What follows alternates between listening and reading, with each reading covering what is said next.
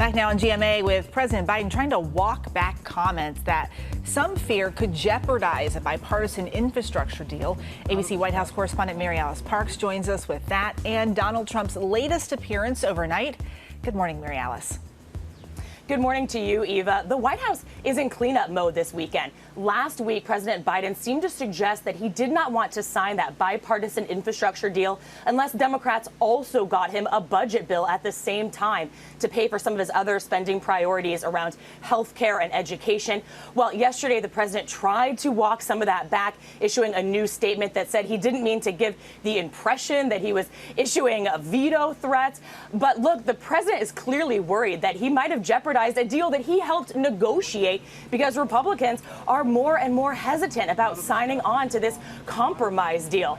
And yeah, last night, former President Trump was kicking off basically a revenge tour. He was out holding a campaign rally in Ohio for a former aide of his that's running to unseat an incumbent Republican, Anthony Gonzalez. Gonzalez was one of those House Republicans that voted to impeach former President Trump after the violent siege on January 6th.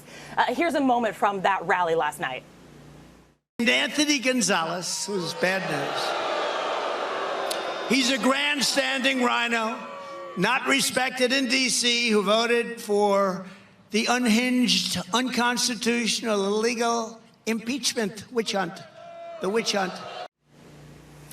Now, despite all of the court cases and recounts and bipartisan investigations that found no election fraud, former President Trump continued with his lie last night that he somehow did not just lose in November. At one point, he even had the crowd chanting, "Trump won." Dan?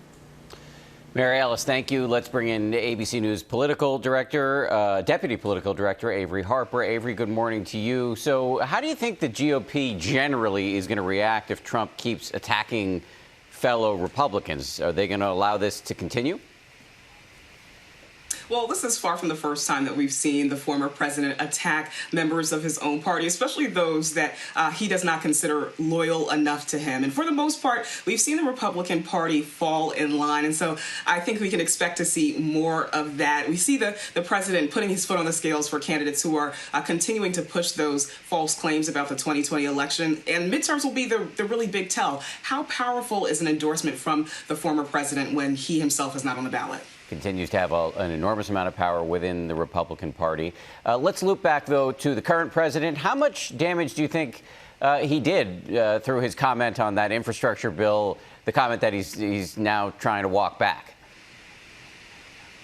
Well, listen, we know that the president is prone to gas when he goes off script, but the fact is that negotiations have been incredibly sensitive. And so until he signs that bipartisan infrastructure deal into law, everything that he says about it matters. And so we're seeing the White House walk back those comments, the president himself in a statement this morning. But I would argue that the biggest concern that the White House needs to have is not those comments, but the fact that there are lawmakers on both sides of the aisle who are considering opposing it. Democrats because they feel like it doesn't go far enough, and Republicans because they know a second quote-unquote human infrastructure deal is supposed to be on the way. And so we'll see what happens. It is delicate, has been, and will continue to be. Avery, thanks so much. Appreciate you coming on a Sunday morning. I want to remind everybody, tune into This Week later this morning. John Carl has an exclusive interview with the bipartisan infrastructure negotiators, Senators Joe Manchin and Rob Portman, plus another exclusive with the Minnesota Attorney General Keith Ellison following the sentencing of Derek Chauvin for the murder of George Floyd.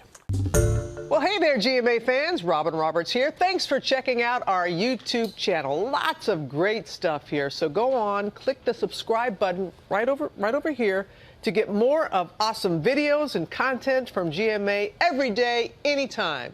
We thank you for watching, and we'll see you in the morning on GMA.